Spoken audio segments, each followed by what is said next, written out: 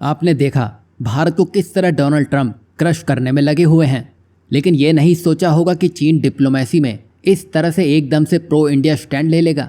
यानी कि वांग यी जब भारत आए थे तो उसके बाद उन्हें पाकिस्तान भी जाना था, लेकिन भारत ने पहले भी साफ कहा है कोई भी देश अगर वो पहले भारत आता है तो भारत से डायरेक्ट पाकिस्तान कभी नहीं जाएगा। वांग यी ने ठीक वैसा ही किया। वो पहले अफगानिस्तान गए और वहाँ तालिबान से मुलाकात की, उसके बाद अब वो पाकिस्तान जाएंगे। इससे दुनिया को खास तौर पर अमेरिका में बैठे हुए लोगों की गद्दी अब हिलती दिखाई देगी, क्योंकि भारत ने बदलाव के संकेत दे दिए हैं। जहां भारत के विदेश मंत्री डॉक्टर एस जयशंकर ने भी अपना एक बयान दिया है जिसने अमेरिका और यूरोप के पैरों तले ज़मीन ही खिसका दी है।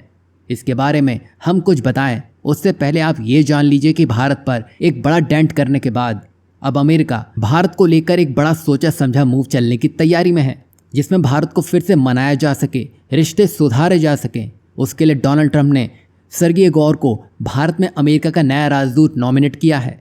सुनने में ये नॉर्मल अपॉइंटमेंट लगेगा, लेकिन असल में खेल इससे भी बहुत बड़ा है, क्योंकि गौर सिर्फ भारत के एम्बेसडर नहीं होंगे बल्कि पूरे साउथ एशिया और सेंट्रल एशिया पर भी उनकी नज़र होगी। यानी दिल्ली में बैठकर पाकिस्तान, बांग्लादेश, श्रीलंका, नेपाल, अफगानिस्तान और कजाकिस्तान जैसे देशों पर भी उनका प्रभाव बना रहेगा। खास बात तो ये देखिए कि जब से डोनाल्ड ट्रंप राष्ट्रपति बने हैं तब से उन्होंने भारत में कोई भी राजदूत की नियुक्ति नहीं की थी। ये सब अभी हो रहा है जब भारत और यूएस के रिश्ते गर्त में जाते दिखाई दे रहे हैं। वैसे भी अमेरिकी सेनेट में अभी फॉर्मल अप्रूवल बाकी है, जिसके बाद सर्गेई गौर को भारत आने का मौका मिलेगा। लेकिन सब जानते हैं ये बस एक दिखावा होगा। असल में उनका भारत आना लगभग तय माना जा रहा है, और ट्रंप को जब ये लगा कि भारत उनसे दूर होता जा रहा है तो उन्होंने फौरन से इस तरह के कदम उठाने शुरू कर दिए हैं ताकि भारत से कुछ तो रिश्ते सुधारे जा सकें, और गौर को भेजने का निर्णय लिया।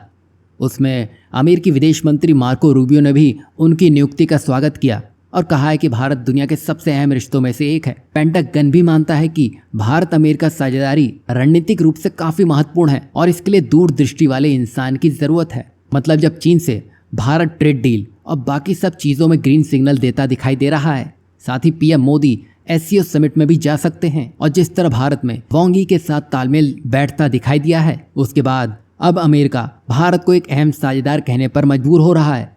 मतलब यहाँ उसकी चालाकी आप साफ देख सकते हैं। अब जरा सोचिए, अगर इतना ही सम्मान है तो फिर पाकिस्तान और बाकी छोटे देशों को भी उसी राजदूत के जिम्मे क्यों डाला जा रहा है? क्या भारत और पाकिस्तान को एक ही तराजू में तौलने की तैयारी की जा रही है? वरना अब तक तो वॉशिंगटन हमेशा दोनों देशों को अलग अलग देखता आया है।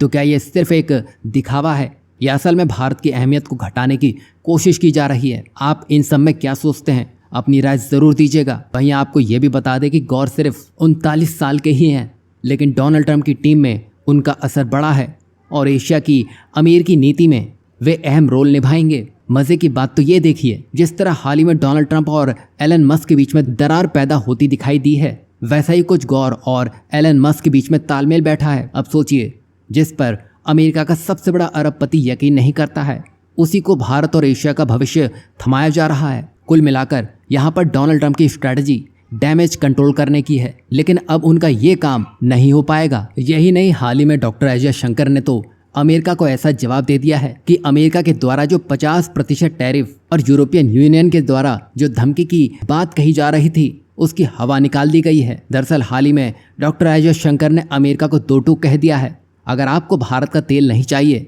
तो मत खरीदो, लेकिन ये मत बताओ कि हम रूस से तेल नहीं लेंगे, हमारी ज़रूरत हमारी शर्तों पर तय होगी। ट्रंप को अब यह समझ जाना चाहिए, भारत अब किसी का मोहरा नहीं, खुद खेल का नियम तय करने वाला एक शक्ति है। जो हमें रोकने की कोशिश करेगा उसे हमारा यही जवाब मिलेगा। आपको क्या लगता है, सर्गेई गौर अगर भारत आते भी हैं तो क्या इससे जो डेंट डोनाल्ड ट्रंप भारत के रिश्तों पर कर चुके हैं वो ठीक भी हो पाएगा?